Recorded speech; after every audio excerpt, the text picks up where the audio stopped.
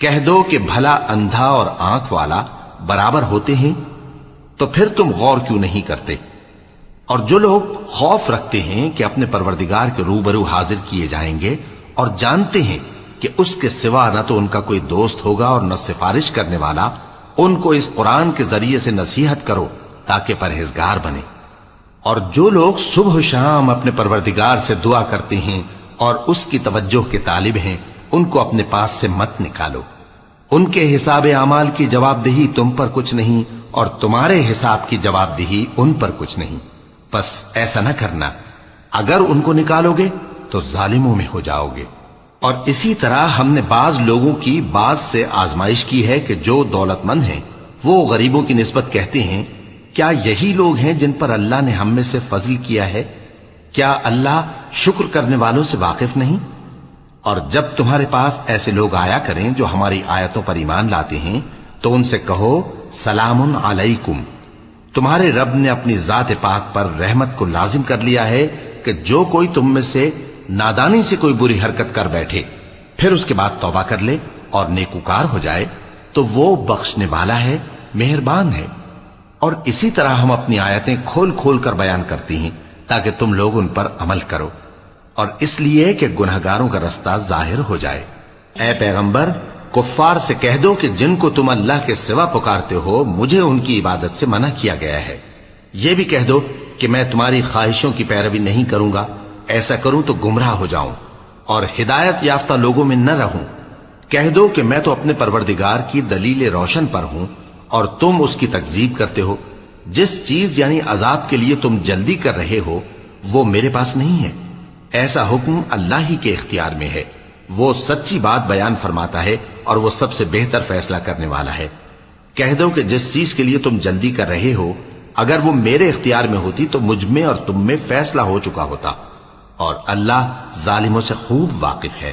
اور اسی کے پاس غیب کی کنجیاں ہیں جن کو اس کے سوا کوئی نہیں جانتا، اور اسے جنگلوں اور دریاؤں کی سب چیزوں کا علم ہے، اور کوئی پتا نہیں جھڑتا مگر وہ اس کو جانتا ہے، اور زمین کے اندھیروں میں کوئی دانہ اور کوئی ہری یا سوکھی چیز نہیں ہے مگر کتاب روشن میں لکھی ہوئی ہے۔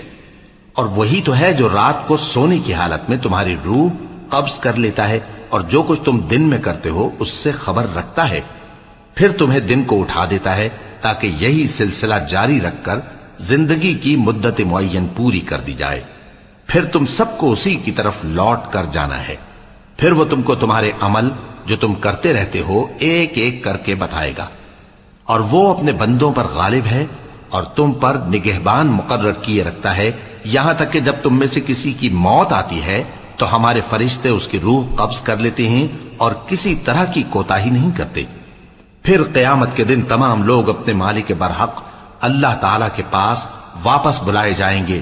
سن لو کہ حکم اسی کا ہے اور وہ نہایت جلد حساب لینے والا ہے۔ کہو بھلا تم کو جنگلوں اور دریاؤں کے اندھیروں سے کون نکال لاتا ہے جبکہ تم اسے عاجزی سے اور چپ کے پکارتے ہو اور کہتے ہو اگر اللہ ہم کو اس تنگی سے نجات بخشے تو ہم اس کے بہت شکر گزار ہوں۔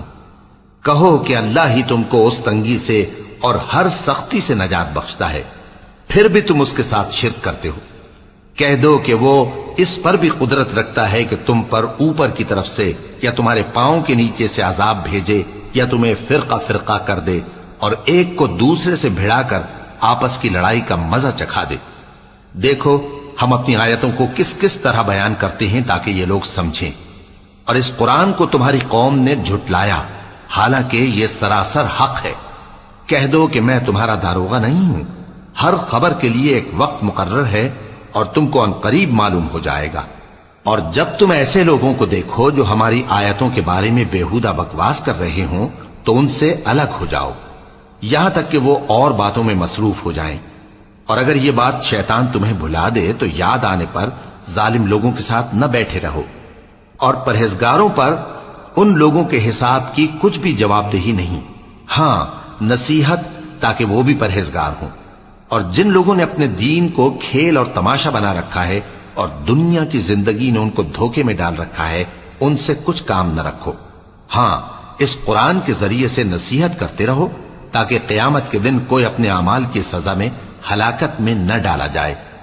اس روز اللہ کے سوا نہ تو کوئی اس کا دوست ہوگا اور نہ سفارش کرنے والا، اور اگر وہ ہر چیز جو روئے زمین پر ہے بطور معاوضہ دینا چاہے تو وہ اس سے قبول نہ ہو۔ یہی لوگ ہیں کہ اپنے اعمال کے وبال میں ہلاکت میں ڈالے گئے، سو ان کے لیے پینے کو کھولتا ہوا پانی اور دکھ دینے والا عذاب ہے، اس لیے کہ کفر کرتے تھے۔ کہو کیا ہم اللہ کے سوا ایسی چیز کو